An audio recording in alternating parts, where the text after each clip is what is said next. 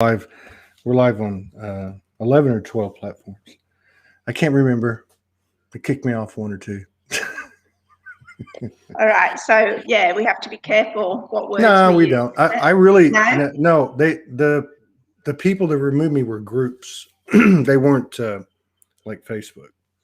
We've had a lot of suppression, but we had 2 strikes from YouTube, but it's been a while, and a couple from Facebook. But it's been a while. It's not been a big deal. I'm not worried about it. Just work with the energy. That's all we can do. Yeah, but you do it every day, like heaps of times. I haven't done it for, a year and a half or something. So yeah. What? It's been a year and a half. I think so. No. Hang on. Are we on? It's probably been maybe a year, maybe a little over a year. Anyway. I can't remember anything. I'm trying to it's straining my brain trying to remember the last time. But how you been? Yeah, really good. Really well. Yeah, just I still catch your stuff, when how you just pick up on people's energy and you get bits and pieces. That's all you need in this energy, right? And I saw you went to last year, you were deep in with the Aboriginal women. And that was pretty cool over at Ayers Rock. And I know you were involved in a couple of initiatives. That looked pretty cool. I hadn't seen a lot of any new poetry. You've been writing any new poetry? Yeah, look, it's mainly prose, but the odd sort of what I call a poem comes out. But yeah, it's like it just comes when it comes. Some days maybe I might write 2 or 3, and some think I might not write anything for a few days. So, it's just always authentic that way. I can't just sit down and think, I've got half an hour, I'll write something. It's usually, in the middle of the supermarket or, somewhere, and the thoughts are coming, whatever are coming through, and, you sort of got to write it down. Yeah. I've tried off and on to write the last couple of years. I really haven't. Not, how like you get in that groove and you'll like do like 10 or 15 pieces like in 5 days or 2 days, or so I've had like 2 years of never being able to put anything together like one after the other. And but the other night I wrote a really nice poem, but I was in a very, because I think does it take like an extreme emotion, like holding an extreme emotion to write something prolific? Or are you one of those people that can be like in a really great mood and write something really deep and dark and light and all that? No, I just write whatever mood I'm in, like just literally if I wasn't writing, they would be the exact thoughts that were, coming through me. So, but I know that writing space now. I used to, like when the writing first started coming through in 2016, it used to be, while I was meditating, but now I can just go to that space when I feel something coming and, get right into that sort of creative heart space and just allow it to flow, without thinking too much. And of course, I go back and tidy it up a bit, but, it's always whatever emotion, whatever I'm going through, I can look back at any of my writing and remember what I was going through when I wrote it. Yeah. Yeah. We talked about that before. Yeah. So what's going on the front line of the ascension of the apocalypse, the unveiling in Queensland? How was your 2020? We didn't talk really in 2020. How was your 2020? What was that like? Oh, yeah. Well, okay. So it's been really interesting because back in 2012, 13, 14, I was really into the truther movement, like sort of finding out everything of doing the research, 9/11, corporations, the pharmaceutical industry, all that. And, back then, no one was really interested in it, in hearing about it. And in the end, I sort of got waylaid from there and dragged off sort of into a darker area of the internet, which is like, I remember where that. the trolls hang out. Where the who hangs out? Where the trolls hang out. No, but wait, it was really good. I remember you talking about that, and I remember you had like 4 connections in this space. Were you on the dark web, or were you just talking energetically?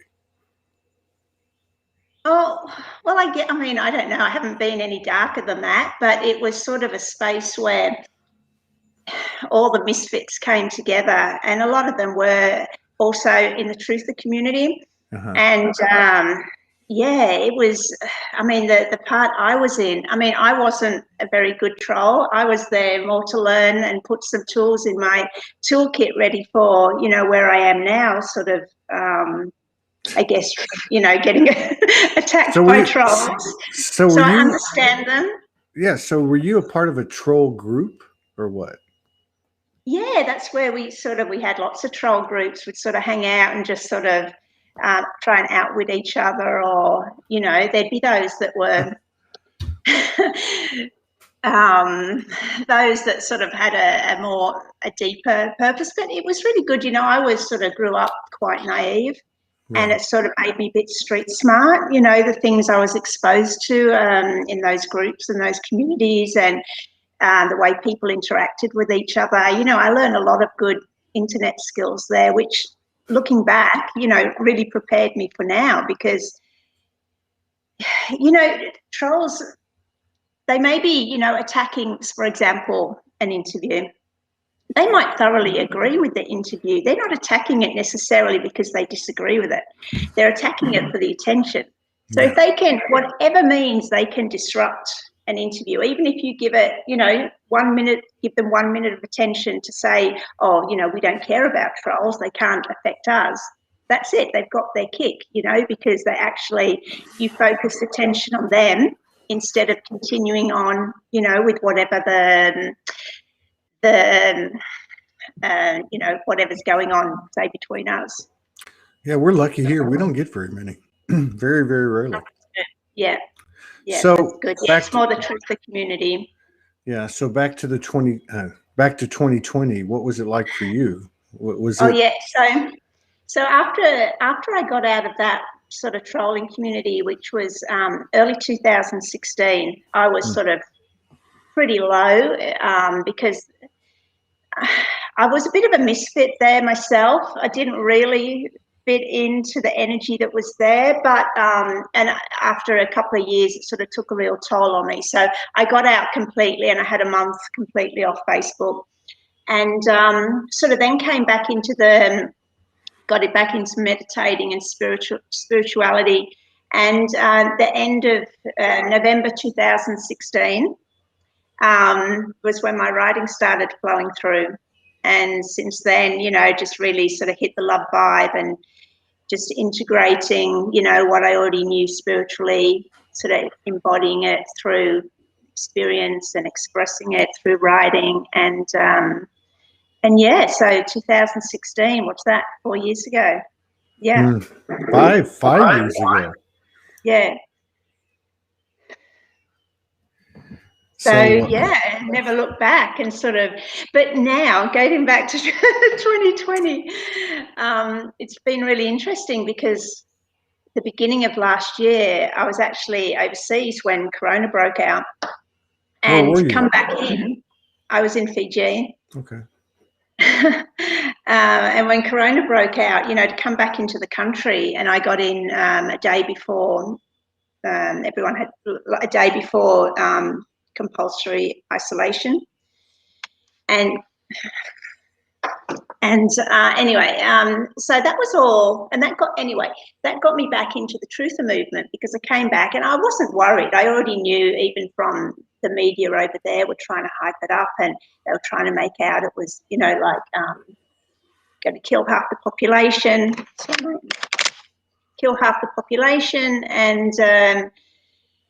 and so I sort of came back on guard, but once I, looked into it, I knew straight away what it was. And so just got through that. But the great thing about that is it got me back into the truther community, but with the 4 years of sort of spiritual embodiment that I'd had since I'd left the truther community originally. So it was a real full circle to be able to come round and incorporate the two. Yeah. and really embody it, sort of have a foot in both worlds, be aware of it. And I really feel that was, of course, the perfect journey as it was meant to be, you know, to come back round and just see it from that more grounded perspective. You know, there was no fear in it, like in the beginning when we were, you know, sort of discovering everything. It was, you know, a bit sort of scary, like what was going to happen. And Yeah. still What? You're nervous? I'm a writer, I'm not a speaker. Did you see? That's interesting what you're talking about. Walking in both worlds of disclosure and our truther and starseed. Because did you see that the show we did with David Icke in January? Yeah, I think I did. Yeah. Yeah. Yeah. Well, so last night I did a remix. You know, when I play little pieces of everything, and so I pulled up that show and I just played it, and then played songs and stuff in between. You know, took breaks. But you know, I said it to him then, and I said it to a few other people. Like, one of my objectives on a personal level is to, you know, integrate or do whatever I can to integrate those platforms like Disclosure, Conspiracy, Starseed, and into one voice. And so the reason I brought that show up is because the amazing thing about that show was, and obviously with the amount of research he does and he does, I think, like 4 or 5 interviews a week, and you know, large and small. But was the 99% of that conversation. In fact, I remember asking the question, I said, what can we do? What's the best thing we can do? And he said, oh my God, I didn't know we were going to talk about this. This is my favorite subject. So that's my point. I wonder how many people let's just say, that have more of a disclosure or truth or characteristic have that type of understanding. You know what I mean? Oh, definitely. And you it's know what I mean? imperative at these times, you know, Yeah. to be grounded and to give a calmer perspective of what's going on. You know, I mean, there's no fear. There's no, because when you're in love, it doesn't matter what's happening outside of you. You know, you just return to where you are, and you know, the world could be falling apart out there, but you're always grounded in your love vibration that you've created. You can always come back to your heart, and it's always there. I mean, for me, this is scarier than anything that's going on out there. Well, yeah. There's a lot of people feel like that, and that's okay. So you actually dipped into the truther movement. I think a lot of us did when we first woke up, right? And that's how it was for me. And then you start to, you know, if I focus on it, I'm feeding the monster, that kind of thing happens. But I have to say, and then you went back into it with what you were telling us in early 2020 with the COVID. But I think even a big part of last year was the truther frequency, or whatever you want to call it, because of the Q thing and the Trump thing. And I just wanted to ask you, because you kind of stepped in twice. You stepped in, and a lot of people, I think, did, including myself, stepped in last year. It's kind of hard not to. It was like watching a Netflix series. But do you see, because I don't pay that much attention to it, and I think you're a little bit closer to it. Since all of the, let's just say after January and February, and I think they were calling for a date in March, and it's kind of all gone away now. And no, it hasn't. It hasn't gone. Okay, that's what I was going to ask. It's just off Facebook because everyone's been deplatformed. Okay. I mean, you know, my newsfeed used to be filled with truther stuff, and now I have to really search for it. That's what they deplatformed all the, like, well, not all of them, but the good majority of the truthers, and people don't see it and they think nothing's happening. But you've got to, like, if you want to know what's happening, there's several live shows a week that, you know, people you can follow that, you know, like what's happening now in the Red Sea is amazing, but you wouldn't know about it unless you go and look for it. You know, the Ever Given's still in the Red Sea. It's being unloaded, but who knew? You know, weapons of mass destruction, children, bodies, you know, it was all like the blood sacrifice for Easter. weapons of mass destruction, from what I understand, there was one that was a sort of a last resort that they managed to, how do you say, like disconnect. Yeah.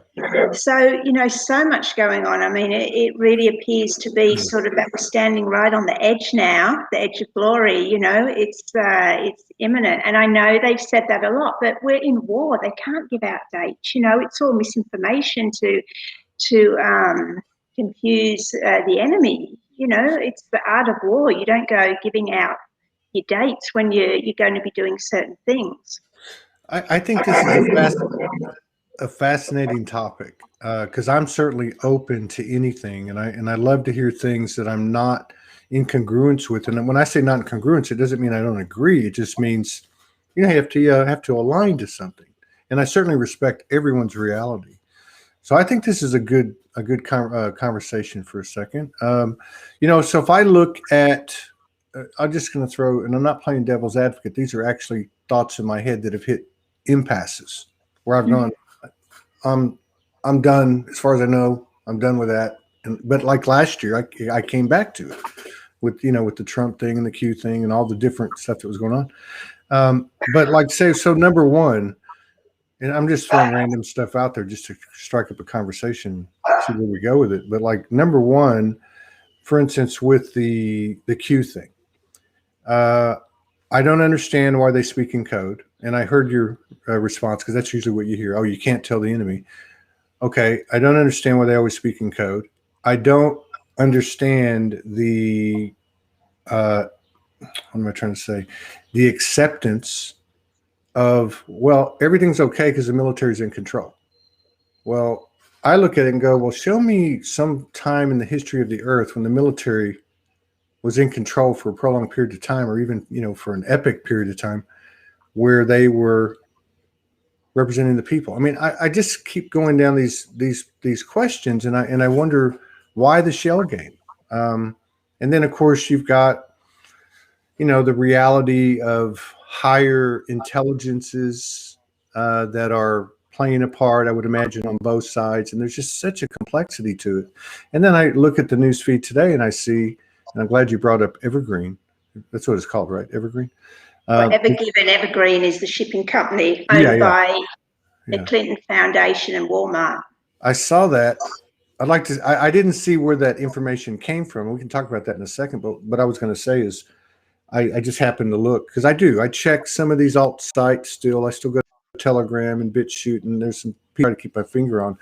But for me, it's lost a lot of traction. But I looked on, and then you look on mainstream media to look at what they're telling you, because you know that's bullshit. And it said that it was that Egypt was holding the ship for $1 billion. So then I listened to what you said about, and because I had read that before too, and I thought, well, I wonder, where's the truth? Is it in the middle? Is it, you know, where is it? But back to what you were saying, what would you say there at the end? And I said, let's go back to that. Back to where? Sorry.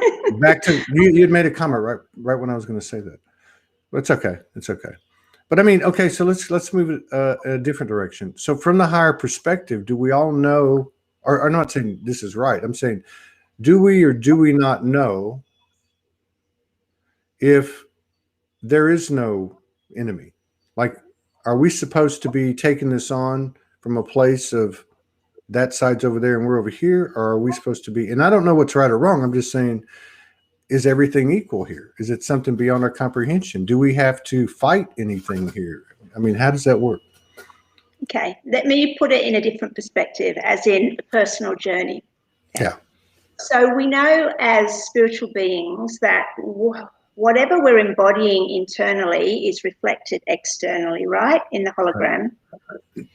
So as humanity expands, raises in consciousness, in awareness, in love, it's inevitable that the external has to grow with us, right, and reflect the growing consciousness within. So for me, it's a no-brainer. In whatever way it happens, we're going to a better place. Yeah. Because I know who I am. I know what's in here. And there's absolutely no way that I would resonate with anything that was anything less than love and peace and joy. So this resonates for me, going to New Earth. Now, however you want to do it, if you want to do it spiritually, if you want to do it through Q, if you want to do it in whatever way you want, it doesn't matter. You know, there's always more than one road. So, but this is what resonates with me. Now, if you really look into Q, you can't deny it, because the stuff that they wrote 3 years ago, okay, in code, but they taught us how to decode it, that's happening now in the Red Sea. So if you really look into it, there's no way you can deny it. It's like a quantum computer, you know, it's Project Looking Glass, where, you know, so much technology, like also in the pharmaceutical industry and medical industry, it's been withheld from us. Also this technology, you know, where they could look in the future and see what was happening and come back, and a quantum computer could write these Q posts. And of course the media, because it's owned by the enemy, did everything they could to, you know, dismantle it and call us crazy. But anyone who looks into Q and how it works and starts, you know, maybe talking to one of the great decoders out there, and actually look at how the corresponding events are playing out now in the world, it's impossible to deny it, in my opinion. Well, let's go back to something that's maybe easier to understand, because as you're saying, somebody that looks into it. I feel like I've looked into it, but I don't think I've looked into it to the depths that you're referring. But let's go back to like January, February. I'm sorry, late January and then into February and so on. You got lights, and I'm going to use these words because I'm not picking a side. I'm just trying to find out what is the truth, you know? So you have these videos of Washington, of the Capitol and the White House, and the lights go out, and are they in a movie studio? And yet, given the amount of people that have a camera in their hand, I would have to think that, well, what happened to that? What happened to that narrative? Did it occur and it's just been covered up? Is he in the White House? I mean, you know, and I go back to this. Is there anybody that is at, let's just say, a significant level of, you know, of people's awareness that is like this community, let's just say, or like people in this community, the people that have, you know, have gone through dark night of the soul, have had an awakening, that see things from a multidimensional perspective?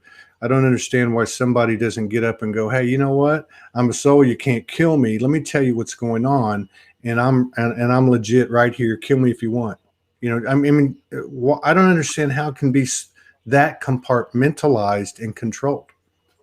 Okay, so where have all the people that were speaking the truth gone that did that? They get deplatformed off Facebook. They get deplatformed off YouTube. Okay, they're on other platforms now, but this is how they've done it. Anyone that did speak the truth, you can't even say the word vaccine. There, you've risked losing this video now, you know? That's how suppressed we are with the truth. What do you mean you can't say vaccine? Vaccine? Oh, well, vaccine. Okay, I could push it, but I won't. It is funny. But, it is funny so that many people lose their videos, even, you know, just for speaking in code or mentioning anything other than the mainstream narrative. So why aren't you hearing it? It's because they're suppressing it. Do you see what's occurring, what we're discussing, as the narrative, the story of our experience in, let's just say, literal terms or terms associated with the human aspect? Do you see that as being the focal point or the real story, or is it some type of energetic thing that we're a part of? Some people might call it ascension or awakening or something to that effect. Yeah, for sure. I mean, you know, it's been prophesized, well, not just in the Bible, but in many traditional cultures. I mean, we all know, I mean, even people that aren't in the truther community, you know, they're spiritually, you know, they're all aware of that we're going into ascension. You know, you just have to look at the Schumann resonance and, you know, as I said, there's so many aspects to this. Yeah, of course. But that's all an individual journey of coming into love. And as I said, that's then reflected in the outer world, because you feel it in your heart and then you're attracting it into your real life, because when you remember it, it is a holographic simulation. It's yeah, and often I remind myself that I'm actually the only person, and that you guys are all part of my hologram. Yeah, you're right. You know, and that sort of puts things back into perspective and brings it back to me, you know, instead of trying to change my external world, always, you know, changing within. But what's happening as regards to Q and the Truther movement, it's a parallel, you know, because it's also integrating the journey for us, as in trust and faith and patience, and you know, you can't rely on dates. That's still relying on something external. You've got to rely. The only person you can rely on is yourself, and it's all bringing us back. As I said, you know, it could be full-on bombs and whatever out there, but if you're sitting at peace in your heart, it doesn't matter, because that's the only place that matters to you as an individual. It's like Nelson Mandela in prison for 27 years in that garden, and you know, just that Zen mindset. That it's a lifestyle. Let me just try one more, and then we can move on. But like, okay, and I'm not saying this about you. I'm saying how do you handle this? So I saw where the Queen's husband died, 99 years old, and I saw a bunch of people, you know, basically saying the reptilian's dead and go fuck yourself, and you know, a lot of stuff like that. So I say this sincerely. I say this sincerely from a place of wanting to move my energy in a direction that will help me the most, and parlays into a simultaneous expansion, or at least energy of potential expansion for my brothers and sisters, humanity, the universe. So like when that energy comes across you, something like I just described, what's the best thing for us to do? Is it to look away? Is it to say, I respect those dark players, they're soul just like me? Or do you say, fuck them and get charged with it? Like, what do we do?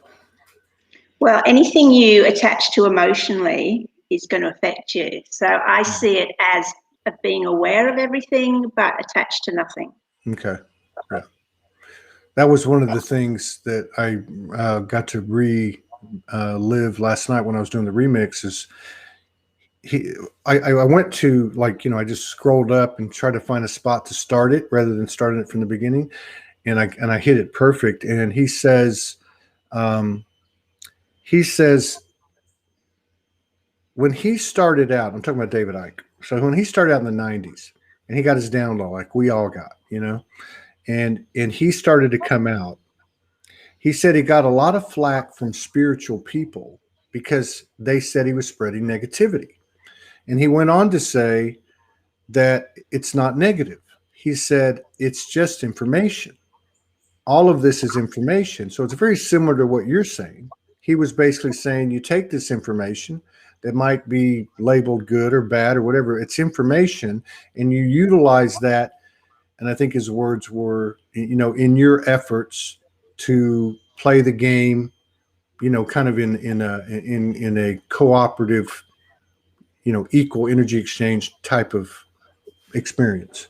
So it's similar to what you talked about. Yeah, I mean, the thing is, there's people that are more involved with others, but when you trust that everyone's exactly where they're meant to be, that we've all come in with different missions, you know, some of us are here to bridge the Truther movement with the spiritual movement and give that some sort of grounding. Others are on the front line in the Truther movement, you know, boots on the ground. Others are, you know, in a cave meditating. It doesn't matter. I mean, I don't judge anyone where they are. I'm just where I am. And, you know, I tend to focus on my own journey. Yeah. And I know, you know, I've just come into I know, if I'm in any situation, if I feel good about it, if my heart's expanding, that's my path. As soon as you start contracting, sort of, you can feel it, you learn to feel it. That's not my path. That's compromising my truth. And this is really a lot of the energy at the moment as well.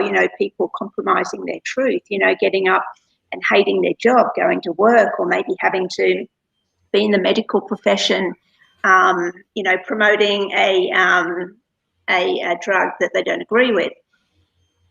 So it's all about authenticity. And I really believe that for anyone to get now through to the keyhole to 5D, it only fits your exact authentic truth. Right. So anyone, this is the journey for us all to come back in and just live authentically. Truth is the same frequency as love and freedom. Yeah. So truth, love and freedom.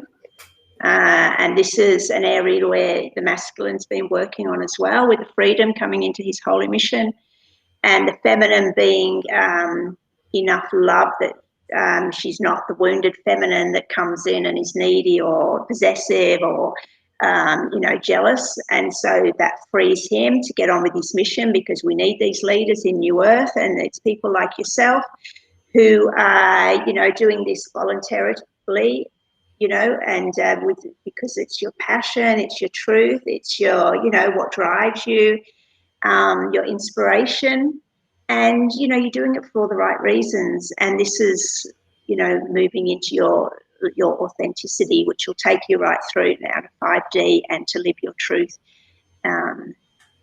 in that sense, because anyone who's getting up and doing a 9-to-5 job that they aren't fully in alignment with, just to pay a mortgage or have 2 cars, I'm sorry, but something's going to happen. If you don't let go, it'll probably unalign for you. Yeah.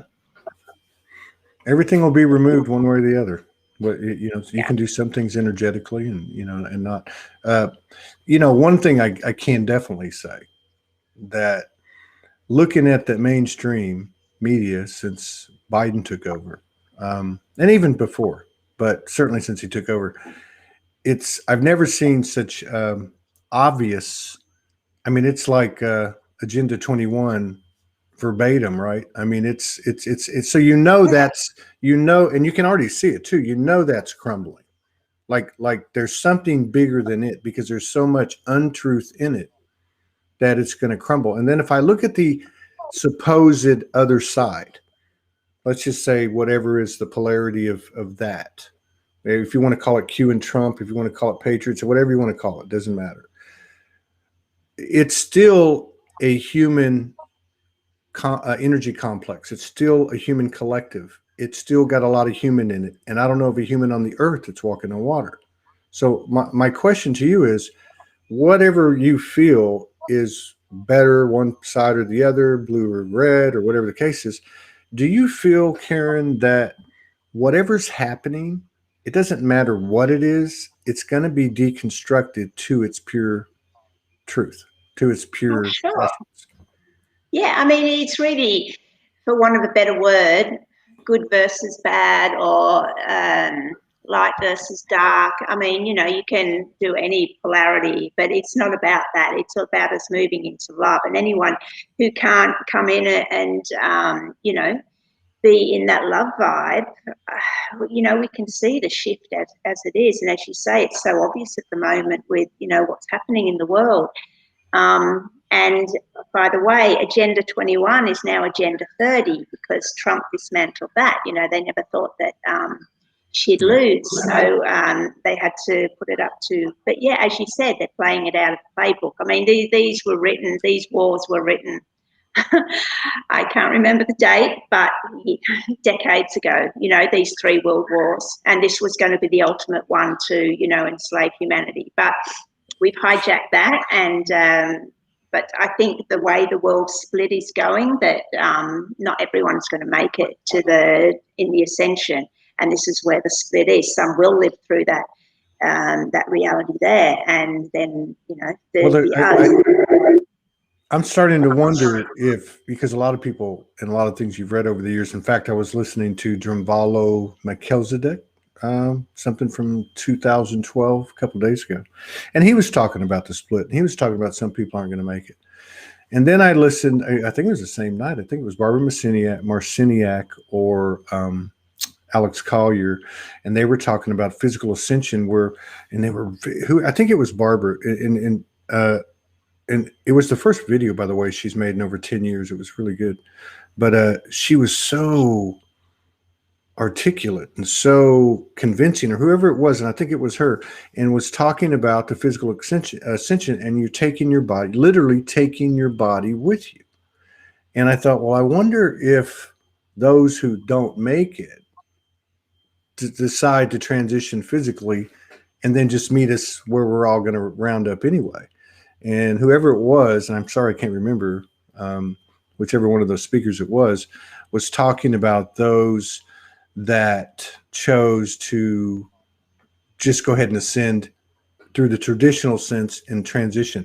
And then you see, of course, you've got, this situation, which who knows how many people have actually transitioned because of it specifically, but there seems to have been a lot of people transitioning, like in the community, and just, I don't know, it just seems to be something that's kind of in our field in a more pronounced sense. But, I don't even know where I was going with that. I forgot. Yeah, well, no, the split's real. I'm sorry. No, I know what I was going to ask you. So when you refer to, and I'm sorry, when you refer to some aren't going to make it, how do you see that happening? Or do you not get caught up in the literal aspect of it? Do you just see it as more of an energetic?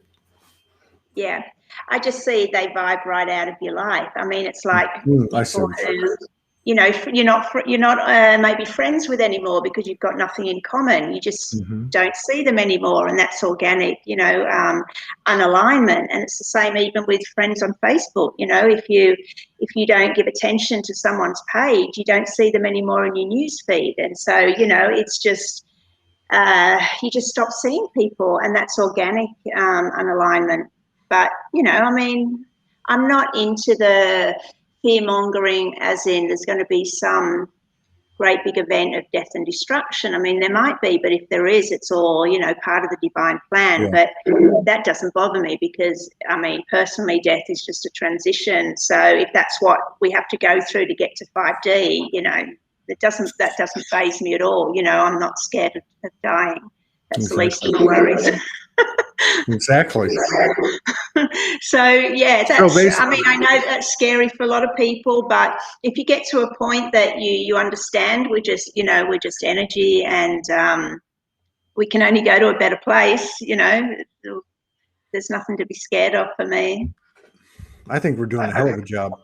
And that's again, I don't focus on all those fear stuff because for me there's no need. If I can, like now, bring a positive aspect to it, that's fine. But, I don't get stuck in the doom and gloom aspect of it because I'm not. I get that. And you basically take it down to the individual level. And so when I think that's another thing that just me playing a video game. Yeah, that's right.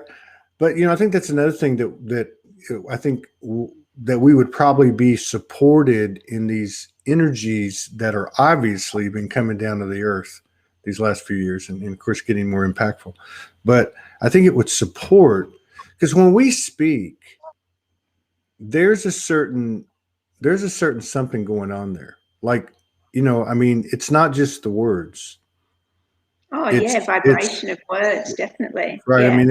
I know with my writing, there's the words that have vibration. My writing is just pretty much as simple as it comes. I don't do anything complicated, but that's how it comes out. I don't try and change it into all complicated, fancy writing. But I can see a word that someone else has maybe written, and I just know that that's not a high frequency word. I can tell exactly where someone is. Okay, that's judgmental, or it's just awareness, whatever. But it's of course every word is like every word has its own frequency, sounds, letters, music, I mean, there's so many sounds we can't hear, and they're tunes. You know, it's the symphony of the cosmos. You know, all energy, light or sound, it all affects us, definitely. And the emotion that we hold in our heart that's attached to those words, even more so, you know, because that's the power behind the words. It's no good even for manifesting, you know, the secret or the law of attraction. You can't just say something. You've got to put the gratitude or the love, you know, behind the words and really empower it, you know, as authentic. Yeah.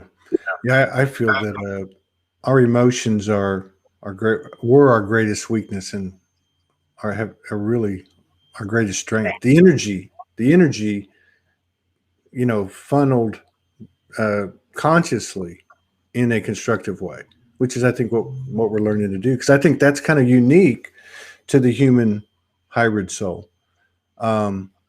Yeah. Now, a couple of people have brought up something that I brought up earlier, and I wanted to go back to it. Uluru. What happened to you at Uluru? When did it happen? What part of the year did it happen last year? What happened to you, and what's your situation or connection with it today? 3 questions.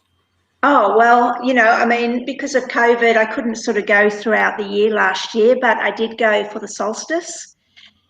And, oh, wow, that was the most, I guess, humbling experience, because to cut a long story short, there'd been sort of a lot of inner politics around who was going to be allowed to be at the Rock, and obviously, you know, the locals saying they didn't want any tourists there, and I totally respected that. So what I decided to do, even though I was staying there for a week, I was going to go out 100 kilometres out to Mount Connor.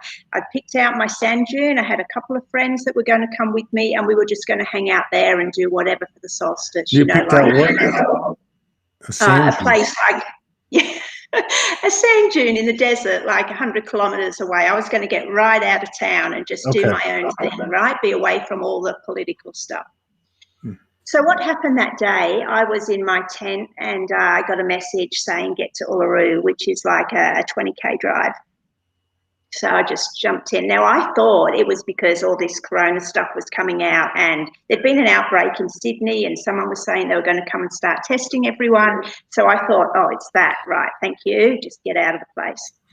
So I got out there and I went and sat in my favourite cave, which is a kitchen cave. It's sort of an open cave, but it's where the women used to hang out, and there's so much amazing energy there. And and so I'm just sitting there reading, doing whatever, you know, just hanging out, just enjoying. And I get a message from a friend who I was supposed to be going to Mount Connor with for the evening. And he's like, where are you? And I said, oh, I'm at Uluru, I'm at the Rock. He's like, well, how did you get there? And I said, I drove. And he said, well, they've shut the park. It's all closed down, so to stop people going in. And I thought, okay, well, that's fair enough. So I just stayed there. I thought, well, they'll come around, kick me out soon enough. So a couple of hours later, a ranger came round, and he sat down. He's just chatting to me, and he just said, have a nice day. And I thought, oh, okay, so I'm allowed to stay, which put things into a totally different perspective. Now, of course, I've made this arrangement with these couple of friends to go to the other place, and of course I would honour that. So, and I'm messaging them in the afternoon, and 3 of them, none of them replied to the messages, you know, like, and it got to a point where it was going to be too late to drive out there and get the sunset at 7:30, the solstice and whatever. So I thought, okay, I'm meant to stay here. And well, that was very humbling, because I knew I was one of the very few that was still remaining in the park. And I also knew that the worldwide meditation was focused on Uluru. And I felt blessed because it hadn't been my intention to stay there. So, you know, it was a really humbling experience. And anyway, so we'd all been told to meditate. And so I sort of, you know, sitting in this open cave, and I thought, oh, I'll just get out and see, you know, sort of what's happening, because a big boulder sort of blocked what was happening outside. And I got out, and the sun was setting, and there's this sort of these rocks. And so I just stood up, and I just sort of started. I know we'd all been told to meditate, but I was getting the message to move and dance. And it was amazing because so I'm on these boulders and the sun's setting and I'm dancing. And the best part was I could literally dance like no one was watching because I knew the park was empty. You know, I hadn't seen anyone for hours.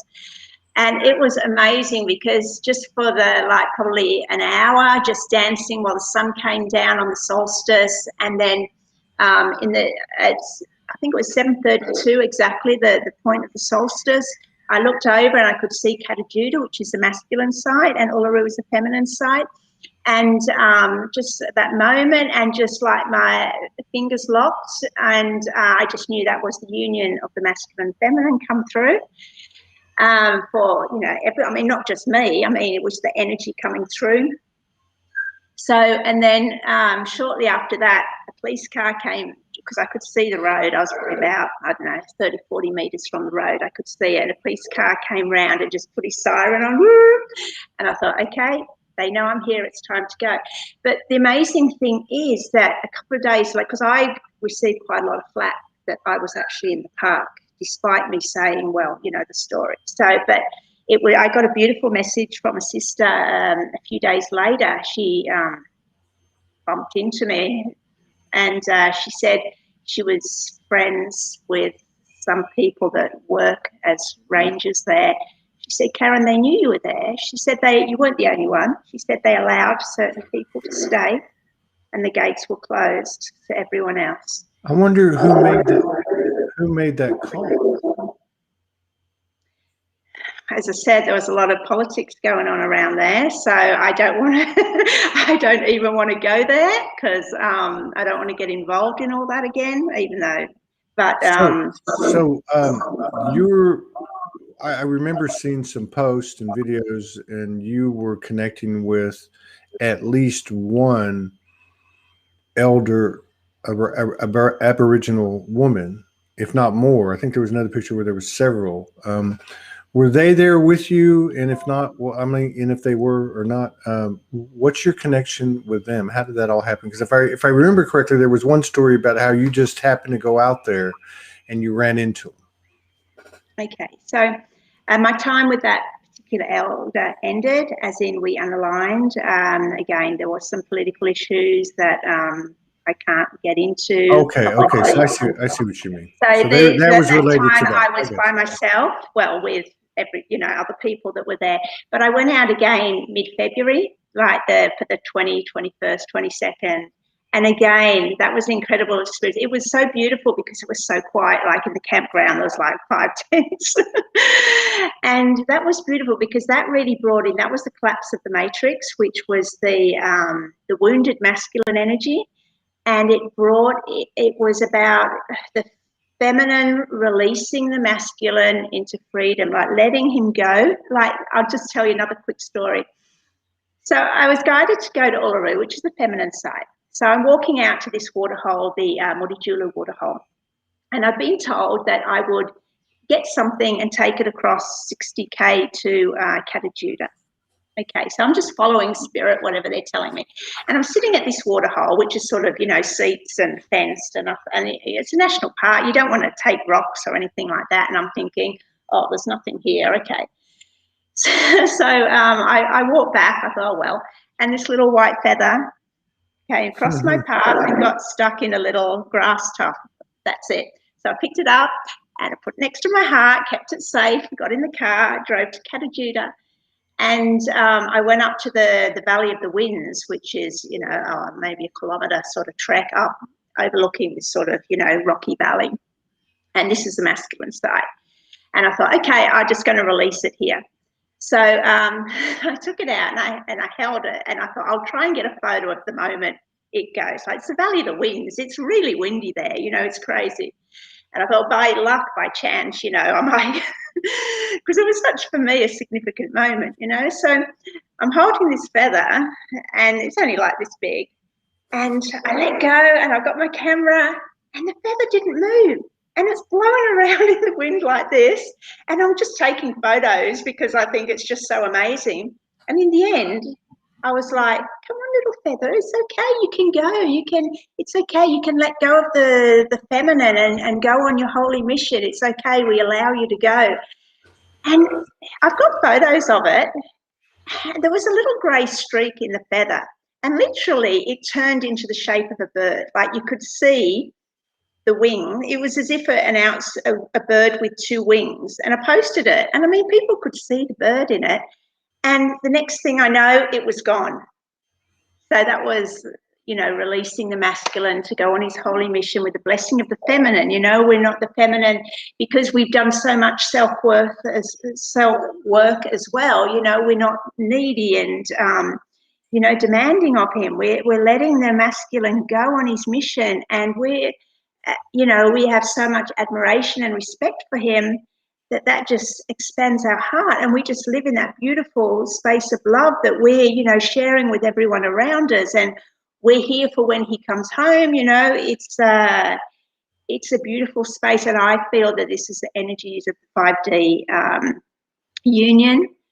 And I mean, it's not men and women, you know, we're talking about, but anyone that doesn't know, we're talking about the masculine and feminine energy, which, if you're into polarity and you're sort of more in your the men are more in their masculine, the women are more in their feminine, yes, it will be. But, you know, I'm in my holy mission too, but I'm doing it from a heart space. You know, I'm doing it through my writing. I'm here. So, you know, and everyone's doing it in their own way, but it's, we've done all that hard work so we can do, because the new earth needs these leaders, needs us in our heart space, needs, you know, men like yourself that, you know the way forward. This is because the whole matrix is collapsing. We're not going to have the government, the politicians. We're not going to have the fake leaders that are all in their wounded masculine. It's you lot that are coming through, and it's us that are holding our hearts open, embracing it. See, I'm much more resonant.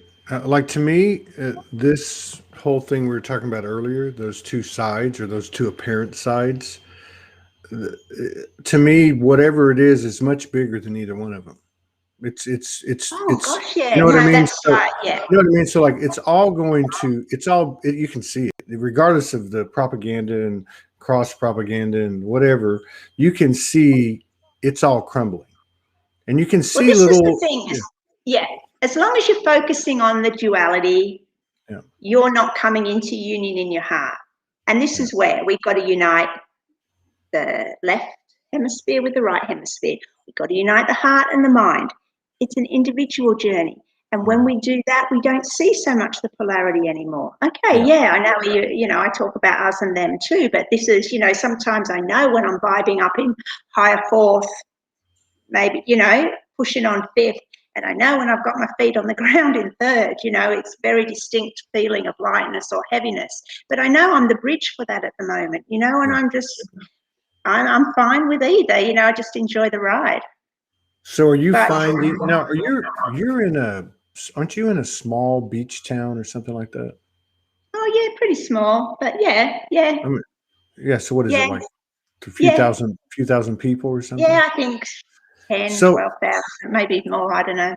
Yeah. So are you finding, I mean, I know you guys, well, you haven't had it too bad over there, right? But I mean, we've been so blessed. Yeah, even now, they just sort of 3 weeks ago said, oh, you need to start wearing masks in Queensland. Well, Queensland's bigger than most countries, you know, our state, and they'd had an outbreak in Brisbane, I think like 5 people, and the whole of Queensland, which is like, I think 2,500 kilometres up north, masks were mandatory, of course. No, I mean, no one's checking. You just, I don't know what it's like in America, but you just walk in a supermarket and no one's controlling it.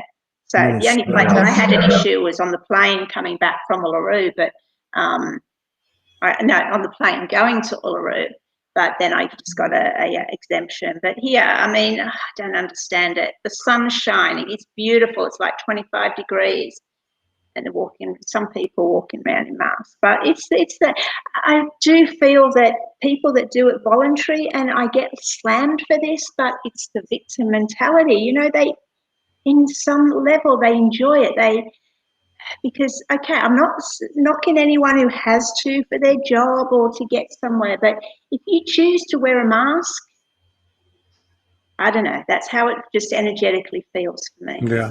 I appreciate that. I was going to take that question a little bit further too, but I just had this picture pop in my head early it was last year, and I'm in Arkansas, and every now and then you'll see some bikers, like the big, wearing the tank tops with the big muscles and the tats. And there was a biker, and he had a do-rag on, and he had a mask with a Harley. And I was like, what the hell is that? Such a turn off. I'd never get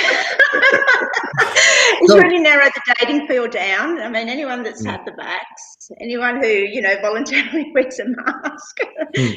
No. So what I was going to ask you is, in that environment, in that small town environment, are you seeing any evidence of people that, let's just say, weren't exhibiting signs of certain awareness that have expanded? I mean, are you seeing it in the community? Are you noticing anything at all? I don't get out and socialize much because, again, life of an usually impact. I've got nothing to talk about. It's so difficult if I've actually got to talk to someone, because even, like, I work with kids, and, there's certain kids will talk about the vaccine, and I'm just like, I do what I can. I mean, I can't push it on, but just saying, there's, you sort of have to explore the boundaries of where parents are, and, some of them will be talking in all about COVID, and then you're just like, you can't even go there, but you just have to stand in your own truth. So you work with kids? Kids, children, yeah. How old are they? Varying ages. Yeah. Are you noticing, have you, because, it's been a while, like in the last year and a half, we've had quite a few people on, including Mary Rodwell several times, people that are working with children and parents telling their stories about their young children, everything from kids communicating from the womb and then continuing that telepathically when they got out to, I think Mary was talking about a 9-year-old kid who said, "This is the planet I'm from. I'm blue. I'm some kind of physicist or, aeronautical engineer or something." I mean, there's all this stuff that's like coming through these kids. Do you ever catch any glimpse of that with these kids you work with energetically? Yeah, I mean, I really feel that I'm there to pick up stuff from them as much as exchange stuff from me. I just really feel it's a mutual, random interaction. So, yeah, I mean, look, without going into it too deep, sort of, you just know on an energetic level that whatever needs to be happening is happening, what they're activating in me or I'm activating in them. So I just, bless that, and it's beautiful. Yeah. Yeah. Yeah, it is what it is. No coincidences. Yeah, no doubt. And like everything that's happening, it just seems like it's moving so fast now that even if we want to try to explain everything, we can't. You don't need to. This is the thing. I struggle being in my head. I'm so glad other people do the thinking, because I just, I'm so much in my heart. It's like I can feel it. I can feel truth. I can pretty much understand it all, but you get me to regurgitate it. Like in the beginning, I'm thinking, wow, I know all this stuff, but to actually articulate it is, but then you put me on talking about matters of the heart, that's different, because that's more a feeling that I can, I don't know, it's weird, but I just really, I can't get into the thinking, the analysing. I've sort of really detached from that, now, which is a feminine energy, so I'm really glad the guys are out there, or the masculine energy is out there still doing all that. Yeah. It's actually, to me, even if you want to go there, it's kind of like ascension, amnesia.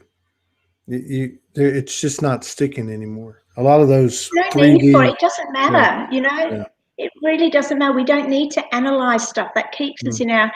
Okay, some people have got the mission to do that. I'm not going to knock them, but for me, I can only ever speak for me anyway.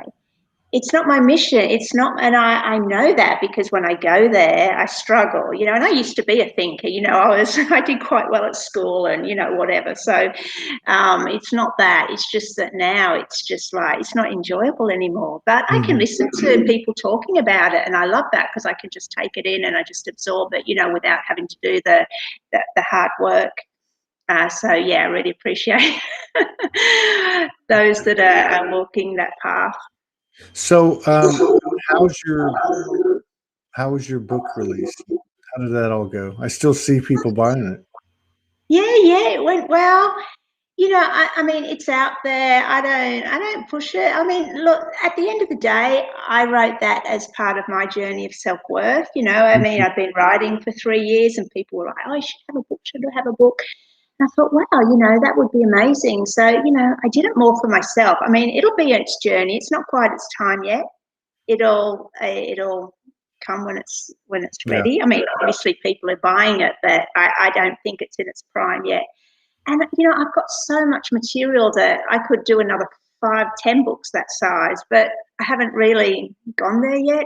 Yeah. It doesn't interest me, you know, books. I mean, unless you sell heaps of it, I'm not into making money off it. I mean, obviously people buy it, but it's not, I'm not looking at it as a source of income. Put it that way. It was more a personal journey to have, especially those first couple of years of poetry where, you know, so much of my journey, and the book does follow that journey, you know, and we used to do shows on it, goes through all the different phases of into divine union, which was my exact journey. So it's really nice just to have that documented. And I think there's a lot of stuff that people put out and have created as conduits, right? In the last few years, that's going to get a lot of attention down the road. oh And yeah, it may not, and it may not even be in this particular phase of civilization. You know what I mean? It may be like that. May be the new good books, the new sacred texts. You know? Yeah. The thing is, when I write for me. I don't write for anyone else. It brings me so much joy to create this piece of expression of magic. And as you know, I've warmed up a bit now, but, you know, articulation, maybe I need to practice it. But, you know, I can write it. I can write all these things that, you know, maybe I'm a bit more nervous to speak, not because I'm afraid of it, but it's just like, because when you speak, you're using your head. But when I write, I use my heart. And that's the difference. You know, like as I said, I can get in that space and just write it. But I never wrote for anyone else. I just share my journey. And, you know, just when I look at, like, sometimes I reread things and I think, wow, you know, I mean, very humbly, but God, I didn't write that with my head. That came through me. You know, it's come from a different source. And so, you know, that's been because it's, I mean, now I sort of stepped into my feminine power. But before that, I was a bit of a mess. You know, I was like, I was quite spiritual, and I'd read, oh, everyone's got a creative streak. And I'd be like thinking, well, I missed out. I haven't got anything, you know. And until, as I said, 2016, in November, when it started coming through, I hadn't written anything since I was at school. So, you know, people think I've been doing this all my life, but I haven't. You know, I've only been writing, 4 or 5 years now. But it's all about me. See how joyful it makes me just to be able to express myself, because I was closed down so much as a child and a young adult. So this is where it brings me so much joy, just to share my authenticity. And the fact that people resonate with it, that's a beautiful bonus. But I'm sorry, but I'm not writing it for you guys. I'm writing it for me. Well, you know. That's one of the gifts, though. I mean, is sharing the gifts. I mean, that's a big part of everybody's journey has been, I've got this download, I need to share this, because they're getting the instruction, the guidance to do it. But I have a feeling that's all going to take care of itself for everybody. What's the name of the book? What's the name of the book? And Then I Met You. And Then I Met You is her book. Where's it on Amazon? it's probably, it's on all the, online ones. They're probably the trolls have all attacked it because during the George Floyd Black Lives Matters, I wrote a few controversial posts, so they mob trolled me and They went to your book. All my reviews. Okay? Sorry. They went to your book and attacked you. Yeah, they just attacked everything, and of course, Goodreads can't get through to them to take things off. They might have now, haven't checked. But anyway, so this is what I mean. It doesn't matter. The book's out there, but don't worry about the troll comments. Well, see, it doesn't bother me. As I said, I didn't write it for anyone else, but. I've said this a few times over the last couple of weeks, and I've tried to stop. And the only reason I've tried to stop it because it's taken on new meaning, and that is, it seems like in every case, as this, as it just continues to change so rapidly, day after day, week after week, the less I say, the better off the better off I am. Because if I don't know something, I should keep my mouth shut. If I do know something, I still should keep my mouth shut. Because if I know it, then why do I need to, you know what I mean? So when I think about that whole thing you're talking about, but it's enticing, it's alluring, it's, it kind of, and I guess that's what its job is. When you get right down to it, until, like you said, you can look at it and it's kind of cool because you're just observing it, taking in the information, not really doing anything with it necessarily. But don't you find as we're, expanding consciousness, we're coming more into telepathy as well? I mean, Absolutely. We don't need to have a direct conversation with someone. We can feel their energy, and it's, it's a totally different experience, and that comes through the heart. I find that comes through the heart. It doesn't come through the head. So the more we're out of our head, we can experience that as well. Yeah. You're still talking, but your lips stop moving. I'm sorry it keeps doing that. That's a good point. That's a really good point. The telepathy, we've been talking about this since back when we first started doing shows. Even before that, the community's been talking about it. It's really taking root, and it's a little bit of not a little bit. It's a different ball game for the mind. So it's like, I think we're like, huh? What's that? Because it's not in the mind, no, it's not. But you got the old voice going, do this and do that, and then you got this new thing coming in, and the silence, the periods of silence, the space between words that are spoken is really where it's at. It's really where it's at, and to trust that. To me, you know what that is to me, and again, I'm lucky because I can have a physical representation of feminine and masculine. But to me, it's like the collective shifting to the feminine intuition, like trusting the feminine. It's one thing to say, oh, she's got women's intuition. But it's another thing to say, let's make a decision based on this intuition, which might be, I don't need to say anything, right? I'm not going to go in there. I can see what's happening. I'm observing it intuitively, telepathically. I know what this is over here and over here, but I'm not going to say anything. I'm just going to watch it. Why do you need to? Because when you understand everyone's exactly where they meant to be, why do you need to comment on, like, if I see a post that I don't agree with, I don't get on there and say, oh, no, actually, it's like this, this, and this. I just say that's where they are, and, they've got their freedom of expression, and it doesn't matter. I mean, I know that because, coming from the other polarity where I actually express myself, but there's the people there's a lot of spiritual ego still around, which is all part of the journey. But, if you're commenting on people's posts that, with a higher truth or, correcting if they didn't ask for advice, different if they ask for it, that's all spiritual ego that, is something we need to get rid of. That's a good point. Of course, there's still the dream of 24/7, 365, endless multiple channels, Soulogy network or whatever, a place for everybody. And wouldn't it? And part of it is a profile-based social community like Facebook. And but wouldn't that be cool? Wouldn't that be really cool? Whether it was, TikTok or Instagram or Facebook, or the day that Soulogy might have something to offer like that. wouldn't it be cool if there was no likes and there was no comments? Like, you know what I'm talking about? Because you've gone through what a lot of people have gone through. Morgan went through it. Many people have gone through, which is they get it down. You know, they know they need to share something, but they're scared, right? Like, you can't help but break out of your bubble like you did in 2016 and not take a look at what people what people are indicating based on what you posted. But wouldn't that be cool if we didn't have any type of evidence of engagement? What would we put out then? Yeah, but why? What are you scared of? You know, see, you want that because you're scared of what you're going to get.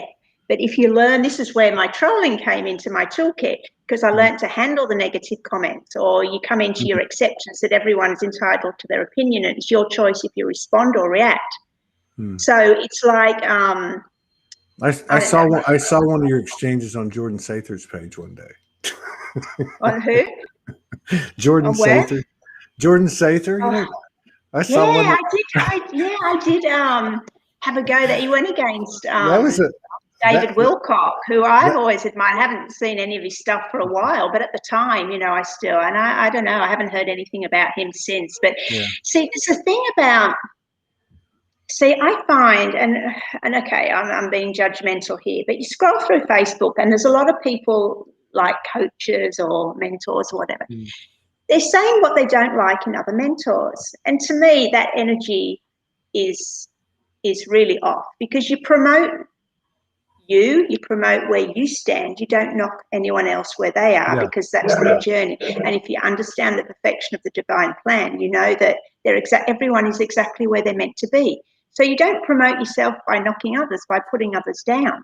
If you're going to promote yourself, you promote what you stand for. You don't need to, you know, tear others down, because everyone's an integral part of the journey, where we are. That's everyone's needed. And who are you to judge the mission of anyone else? I mean, maybe they're there to teach us more patience or more acceptance. You know, it's there's so much arrogance and spiritual ego out there, which, okay, is me being judgmental, but you know, I see it, and as I said, it's just an energetic thing you feel it. But don't you think that, you know, and again, I really love what you're saying in terms of, like, you know what, that's your lane, this is my lane, and, you know, put blinders on. I think that's okay right now in this transition, because it keeps you focused on yourself. But don't you think that the truth frequency is more detectable, whether it's somebody who's in the light worker community or somebody that's in some other type of community on the other side of the world? Don't you think that people are picking up on stuff like that? You know, I mean, like, kind of like realizing what they're more in alignment with.